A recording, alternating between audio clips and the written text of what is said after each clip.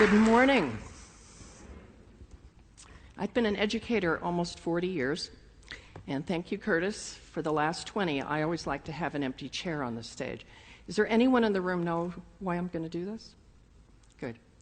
Who's a classroom teacher? Hands high. Somebody in the room a teacher? Could you give me the first name of one of the kids you taught last year? Justin? Justin's here. Don't look so disappointed, okay?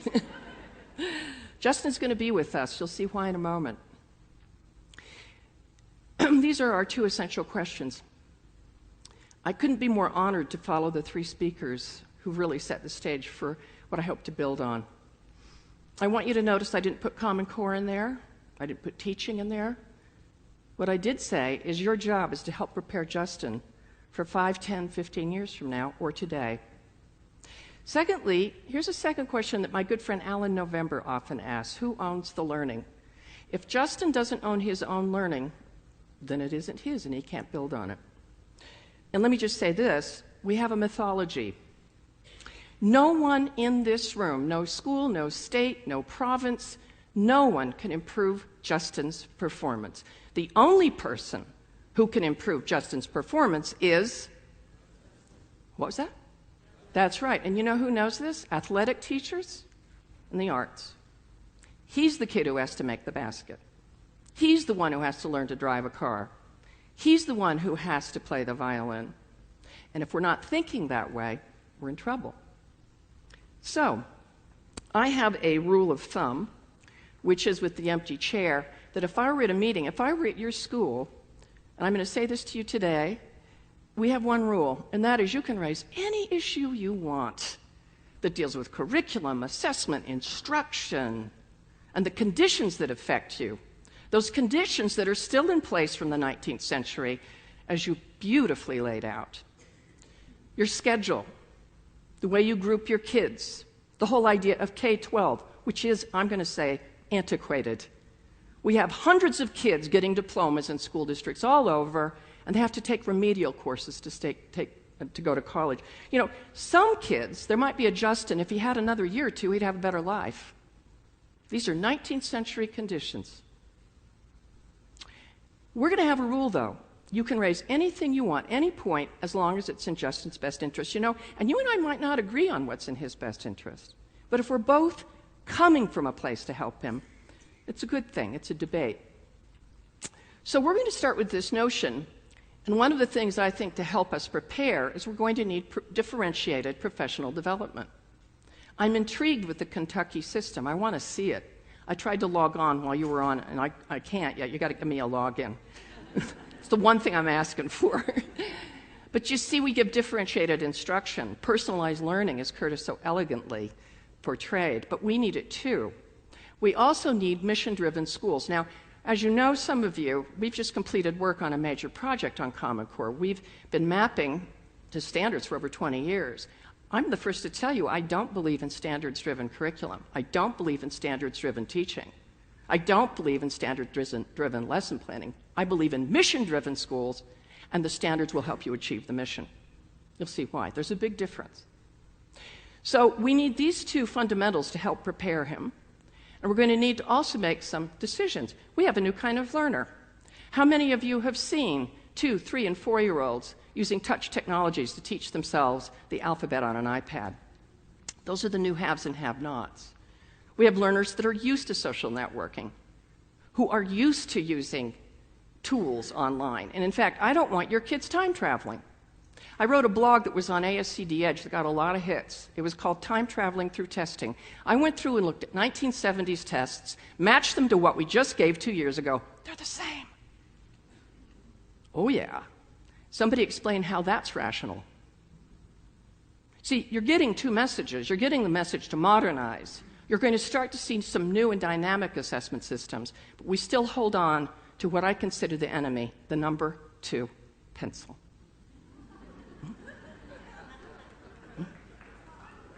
I did a TED Talk about a year and a half ago. It was a real thrill. It really was. It was exciting. And in it, I took the number 2 pencil and broke it. I go to conferences sometime now, and I have especially younger people come up and break a pencil in front of me, you know. I'd like you to do the same. So the notion here is we then need a new kind of teaching. You are exactly right. If I want to be connected, my kids will be. So it's no longer okay for a teacher to say, I don't like technology. Can you imagine going to a doctor who said, oh, I've heard of x-rays? You're laughing, but you should feel painful about it. I'm going to challenge you right now. How many of you have been tweeting? Well, every hand should be up. Sorry, but you got to start to make your choices. Give in to it. You know who can help you learn how to use Twitter? You bet. Don't be afraid of it. What we need then is upgraded curriculum. And as you'll see, one of my approaches, and our teams comes from Curriculum 21, which was an ASCD book, world member book, a year and a half ago. Any of you receive it as ASCD members? In it, we talk about a model for strategic replacement, replacing dated curriculum with new curriculum. By the way, I agree with you also. It's not just the tools. It's also content. I can use an exciting tool and have dated content. People do dumb things with smartboards. It's not just the tools. It's the choices we make. We have world-class standards we have now with our Common Core standards. That means we have to operationalize them. We're going to have new kinds of careers. Curtis, you mentioned career and college readiness. I'm looking at a lot of curriculum, K-12, people working really hard. I'm going, this is interesting. You're preparing kids for about 1980. That's why when Chet stands up here and says we don't have people ready, it's because we're preparing them for careers that are dated. What is it going to take to get into college? Guess what's also going to change? The college systems. Because in many ways, they're as dated as anything else. And so as we look at this question, we have a new kind of learner, we're going to need new kinds of schools. I don't think schools are going to look like they do now. I think the flipped classroom, which is fascinating, who knows flipped classroom, should be applied to a lot of ideas. I think it's a transitioning model, because you're still within your current structure. You're just flipping homework to be what you would have done in school by using tools like Khan Academy and so forth. And in school, you get to give coaching. I'm all for what I'm proposing for next year is a flipped conference. I'm already talking with ASCD about it. I'm saying we can flip these things. That's great. Still not enough. You see, I think 30, 40 years from now, school won't look like anything like we have now. In fact, the key question I'm asking is where is learning better virtually? When is it better one-on-one and in a room? These are new questions. So we have a lot of new things to be challenged by. Our Curriculum 21 website is hit, I think this month we've had, for about the last year, over 55,000 hits from all over the world. We have a clearinghouse. This is free. Teachers post and share Web 2.0 strategies that are tagged. People want to share. We'll go to a professional learning community. How many of you are a member of a professional learning community online? Every hand needs to go up. And if you don't, you're going to need to explain to him why you're not. Every school, look at your own web page. Does it look inviting or does it look boring, like you're going to sell auto insurance or something? The point here is kids are looking to you to see what century you're in, and you have to choose it. And this is what I think. I often ask these questions in workshops. What year are you preparing your kids for? If I went into your school like a cultural anthropologist and I looked at artifacts, what you assess, because that's what you value, your curriculum, how you organize your day, are you still fundamentally in a rigid system where the main meeting in your high school are departments, although sorry about that. Our learner, Justin, Curtis too, Justin doesn't go to a department. If they're still meeting that way, then you basically have 19th century structures, 20th century curriculum, and a 21st century learner. That's not going to work. So as we make these decisions, here's something new, a couple new thoughts. I was speaking in Manitoba, ASCD. It's a big group, about 300 or 400 people.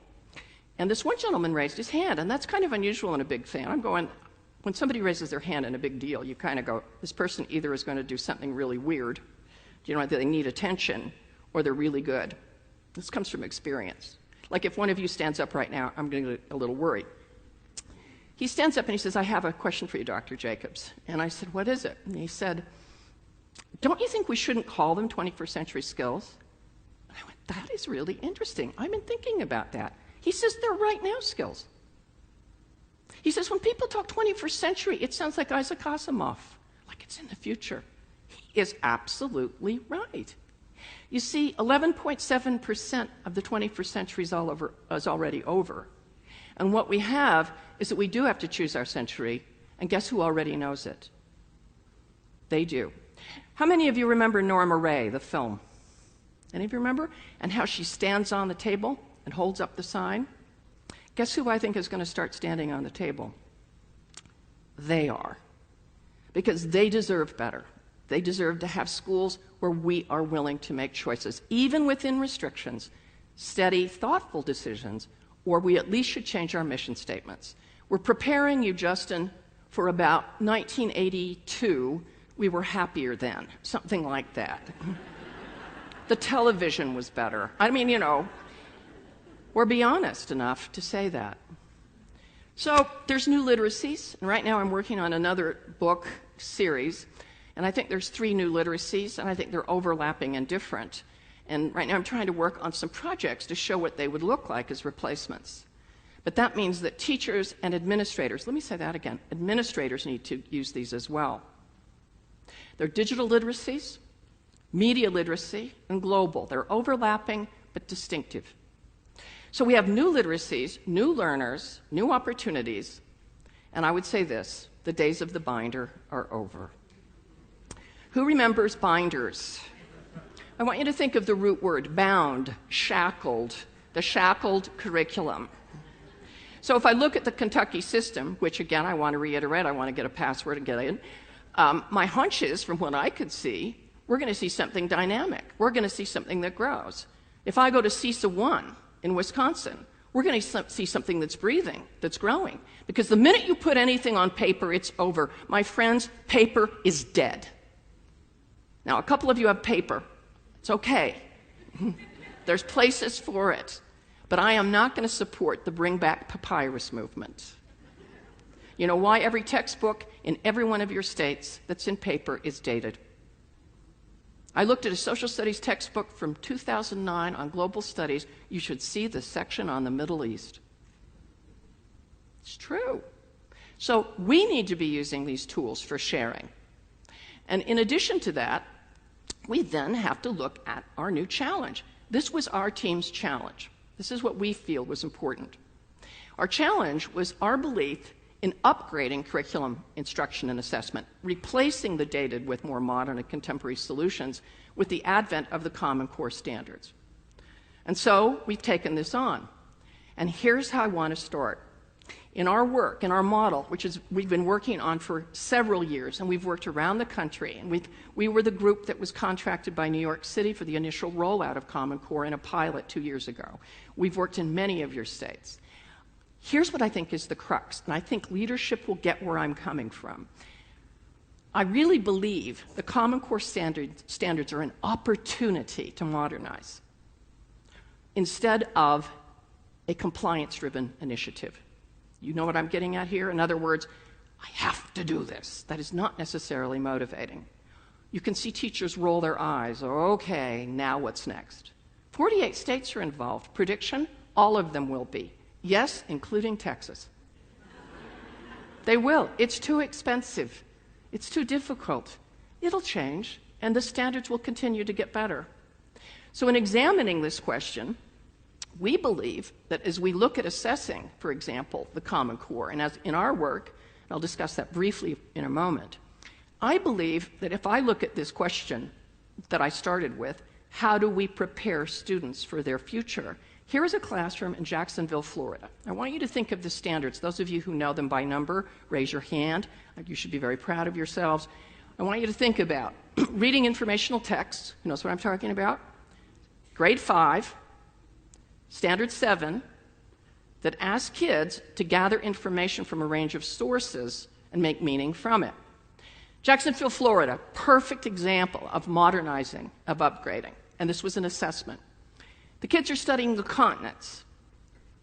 The teacher, who is a connected teacher, you see what I mean, digitally, media, globally connected, Sylvia Tolosano, finds from National Geographic, because she's on their Twitter feed. Are you following what I'm getting at here?